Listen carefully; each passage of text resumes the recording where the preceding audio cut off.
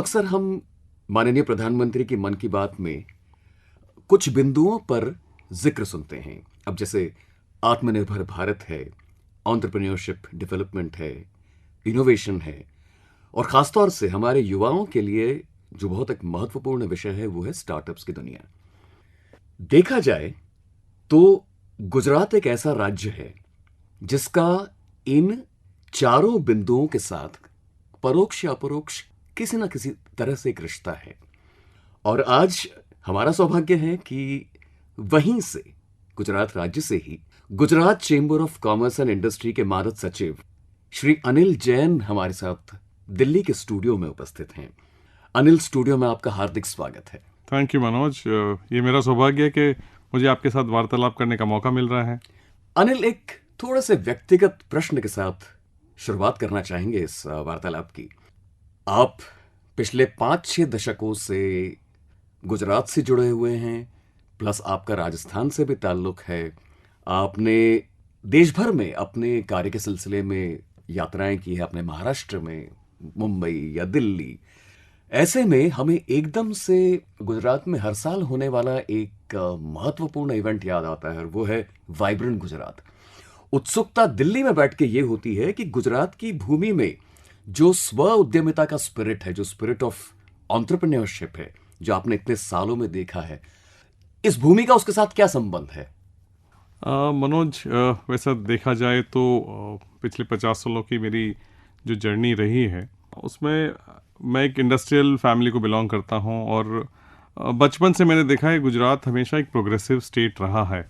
जैसे हमने कभी गुजरात में या अहमदाबाद में कभी पावर कट नहीं देखा, कभी कोई तरह की कटौती या संकट फॉर इंडस्ट्रियलाइजेशन नहीं देखा।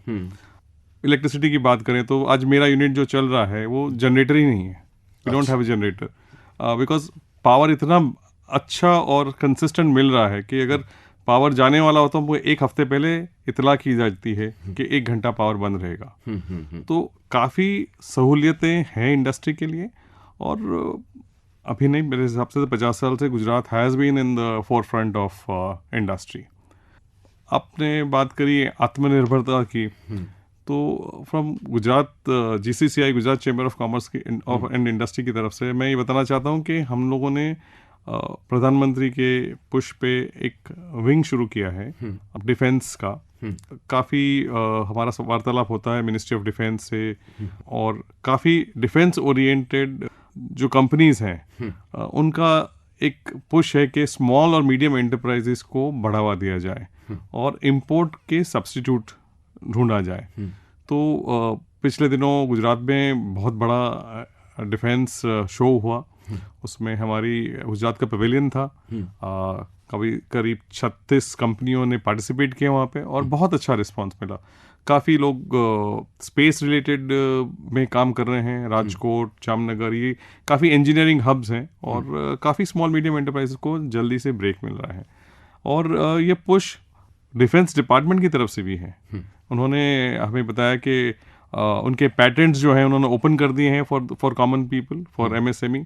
तो आप अगर MOD की साइट पे जाएं तो आत्मनिर्भरता को पुश करने के लिए उन्होंने पेटेंट्स फ्री कर दिए हैं। तो आप जा कर के जो आप, अगर आपकी स्किल सेट है तो आप बना सकते हैं वो इक्विपमेंट। अनिल, अपने अनुभव से हमारे श्रोताओं को ये बताइए कि एक तरफ बड़े बड़े उद्योग, लार्ज कॉर्पोरेशंस कह लें या जो भी कह लें उनको, और एक तरफ MSME का अपना एक अलग सेक्टर। इन दोनों की जिम्मेदारियों में, दोनों की गतिविधियों में कितनी ओवरलैपिंग है और कितने कहाँ अलग हो जाते हैं दोनों? देखा जाए तो गुजरात के पर्सपेक्टिव से we have a good mix. दोनों हैं, लार्ज कंपनीज हैं, लार्ज कॉर्पोरेट्स भी हैं, और एंटरप्रेन्योरशिप को देखते हुए काफ़ी स्मॉल और मीडियम और इवन माइक्रो इंडस्ट्रीज भी गुजरात में पनप रहे हैं। और वैसे देखा जाए तो from perspective of jobs, direct और इनडायरेक्ट जॉब्स जो क्रिएशन है वो स्मॉल और मीडियम एंटरप्राइज के हैं। वैसे वो अनऑर्गेनाइज सेक्टर में होते हैं तो उनका माप मुश्किल है, बट बाय एंड लार्ज बड़े तौर पे ऐसा देखा जाता है कि MSME is the backbone of job giving in terms of the economy also. और काफ़ी ऐसे जॉब्स होते हैं जो ऑर्गेनाइज सेक्टर में नहीं होने के हिसाब से गिने नहीं जाते हैं, बट काफ़ी जॉब क्रिएशन है। और एमएसएमई के लिए बहुत अच्छा इन्वायरमेंट है गुजरात में, काफ़ी सारी स्कीम्स हैं गुजरात में। और as a role of GCCI हमारा एमएसएमई के प्रति ज़्यादा हम संवाद करते हैं, पॉलिसी एडवोकेसी करते हैं विद द स्टेट गवर्नमेंट। और जो भी प्रॉब्लम्स एमएसएमई की होती हैं वो हम time to time on a monthly basis convey to the government also, और वो काफ़ी हमको रिसेप्टिव होते हैं। अनिल, एमएसएमई से और थोड़ा सूक्ष्म लेवल पर आते हैं, माइक्रो लेवल पर आते हैं। एक बड़ा बेसिक सा सवाल मन में ये है कि पारंपरिक व्यवसाय भी होते हैं, फैमिली सेटअप्स, और एक तरफ स्टार्टअप्स भी हैं। अब इन दोनों में ये बताइए कि कितनी ओवरलैपिंग है और कहाँ ये अलग हो जाते हैं दोनों। ऐसा देखा गया है कि पिछले 5 साल में स्टार्टअप कल्चर अहमदाबाद में बहुत उभर गया है। वैसे देखा जाए तो 3 लार्ज इंक्यूबेशन सेंटर्स खुले हैं। एक तो आईआईएम अहमदाबाद खुद होस्ट कर रहा है, बाकी एक सीएमआई होस्ट कर रहा है, और एक आई हब करके होस्ट कर रहे हैं। तो इसमें से काफ़ी स्टार्टअप्स बाहर निकल के आ रहे हैं, और with a lot of promise. काफ़ी यूनिकॉर्न्स भी बने हैं। और आप शार्क टैंक देखें तो काफ़ी अहमदाबाद से और गुजरात से काफ़ी लोग कम विद आइडियाज। सो काफ़ी जो फैमिली बिजनेस को छोड़ के people are not looking at कि पुराना बिजनेस ही करना है। जो नई जनरेशन आ रही है उनके लिए काफ़ी अपॉर्चुनिटीज़ है। एज अ चैम्बर हम हैंड होल्डिंग करते हैं, मेंटरिंग भी करते हैं, और हमारी हर एग्जीक्यूटिव मीटिंग के बाद हम 4 या 5 प्रोजेक्ट को एग्जिबिट करवाते हैं। तो मेरा मूल प्रश्न ये था कि स्टार्टअप का डेफिनेशन क्या है, कि कितना अलग है वो किसी आम व्यवसाय से। वैसे कल से कोई बिजनेस शुरू करो तो वो भी स्टार्टअप है, राइट? बट स्टार्टअप का ये मानना है कि किसी को एक आइडिया है और उसको कैसे बिजनेस में लाया जाए। बिकॉज कोई यूनिवर्सिटी में पढ़ रहा है, उसको कुछ आइडिया आया है, तो how do you promote him to come to a commercial level. काफ़ी प्रोटोटाइप बन जाते हैं, वहाँ अटक जाते हैं बिकॉज फाइनेंस नहीं होता है। बट ये जो आई हब और ये इंक्यूबेशन सेंटर्स हैं वो आजकल काफ़ी फंडिंग प्रोवाइड कर रहे हैं। तो स्टार्टअप को फंडिंग की अवेलेबिलिटी काफ़ी है, और इवन इन आवर कमेटी हमारे पास काफ़ी इन्वेस्टर्स रहते हैं जो हम लोग प्रोग्राम करते हैं। वो पिचिंग प्रोग्राम्स के स्टार्टअप्स आकर के अपना आइडियाज पिच करते हैं और इन्वेस्टर्स उसमें इन्वेस्ट करते हैं। अनिल, आते हैं आप जिस संस्था का प्रतिनिधित्व करते हैं, Gujarat chamber of commerce and industry, उसकी विविध गतिविधियों में। अब गतिविधियों से हमारा मतलब है जो आम आदमी को एक विशेष रूप से मतलब उसके जीवन से जुड़ी हो, और ख़ासतौर से याद आता है हमें सीएसआर का जो बिंदु है, पूरे जो बुके ऑफ एक्टिविटीज़ है आपकी। तो जीसीसीआई को लेकर अगर हम सीएसआर के परिप्रेक्ष्य में देखते हैं उसको, तो क्या संक्षेप में 2-4 ऐसे आप बिंदु बता सकते हैं जो ख़ास है, मतलब जीसीसीआई के इनिशिएटिव्स को लेकर? वैसे तो मनोज, हमारी जीसीसीआई में 50 वर्टिकल्स हैं, अलग अलग फार्मास्यूटिकल्स हैं, सोलर हैं, मैकेनिकल इंजीनियरिंग है। वैसे ही सीएसआर एक वर्टिकल है।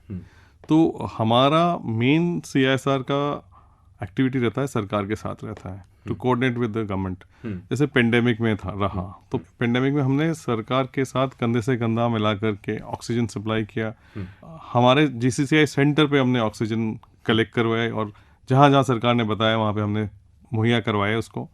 हमने 3 या 4 सेंटर्स बनाए थे जहाँ covid patients were living there, and it's all free of cost. So we try to help the government to accelerate and reach out to the people. तो एक ये बहुत बड़ा मोटिव है कि सरकार के साथ में काम करना और उनकी रीच को और बढ़ाना। आपके कार्य जीवन का मैं थोड़ा सा अगर अध्ययन करता हूँ तो ये देखता हूँ कि सीखते रहने की, मतलब किसी संस्था से जुड़कर कुछ नया सीखते रहने की, उसकी उम्र की कोई सीमा नहीं होती। आपने जो अलग अलग लाइफ के स्टेजेस में अलग अलग वर्कशॉप्स, अलग अलग रिफ्रेशर कोर्सेज या अलग अलग, तो उनका आपके जीवन में क्या रोल रहा है? मैं खासतौर से आईआईएम की बात करूँगा। I think as a person हमेशा एक स्टूडेंट रहना चाहिए, बिकॉज इतना कुछ है दुनिया में सीखने के लिए। और वन ऑफ द रीज़न मैं गुजरात चैम्बर ऑफ कॉमर्स में भी एक्टिव हो रहा हूँ और हूँ, is to learn and contribute. हमको, मैं केमिकल इंडस्ट्री से हूँ, तो मुझे हम लाइक ऑलमोस्ट केमिकल इंडस्ट्री में काफ़ी जानकारी है। तो मैं डाइस मैन्युफैक्चरिंग एसोसिएशन में हूँ या ग्रीन एनवायरनमेंट सोसाइटी में हूँ, इतना तो हमें एक्सपोजर है। बट चेंबर ऑफ कॉमर्स में आने के बाद मुझे पूरी वाइड स्पेक्ट्रम ऑफ इंडस्ट्रीज़ का अनुभव हो रहा है, उनकी जो डिफ़िकल्टीज़ हैं उनका अनुभव हो रहा है, और सरकार की भी डिफ़िकल्टीज़ का अनुभव हो रहा है। क्योंकि कई प्रॉब्लम्स हम जाते हैं सरकार के पास और सरकार पूछ रही है हमको कि आप कैसे सॉल्व करो, and there is no answer to it. तो we now know what are the difficulties of the people and how we can overcome it. और आप जैसे बताया एजुकेशन, तो I have been a learner. मैंने 15 साल काम करने के बाद I did a 6 month programme at IIM Ahmedabad. Recently पिछले साल में मैंने एक स्टैनफोर्ड के साथ प्रोग्राम किया। तो मुझे लगता है कि आपको अपडेट रहने के लिए ये प्रोग्राम्स करना चाहिए, आप रिफ्रेशर होना चाहिए, आप अपडेटेड रहते हैं न्यू टेक्नोलॉजी के साथ। आजकल AI और ML का इतना चलन हो रहा है, तो मैं भी अभी थोड़े छोटे वर्कशॉप्स अटेंड करता हूँ। लेकिन एक बात बताओ, अचानक किसी नई टेक्नोलॉजी को एक्सपोजर मिलना क्या थोड़ा सा मतलब भयानक नहीं होता कि मैं कैसे उसको, कोई अगर यंग व्यक्ति हो, कॉलेज में पढ़ रहा हो, उसके लिए शायद आसान होता होगा। बिल्कुल, वो तो सही है। मतलब आप देखो तो children eight younger age adopt much better, but अगर नहीं करेंगे तो पीछे रह जाएंगे। सो हम लोग काफ़ी एट GCCI वापस मैं ले आ रहा हूँ, काफ़ी ट्रेनिंग प्रोग्राम्स भी करते हैं। फॉर एग्जांपल अभी चल रहा है हमारा training program on digital marketing. तो people at 60-65 are also attending, and people who are graduates are also attending.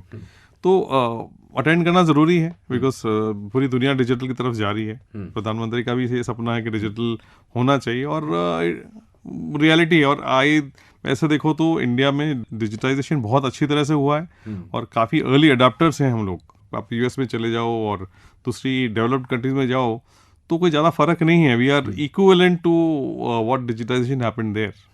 So I think adoption India का बहुत अच्छा है in digitisation and information technology.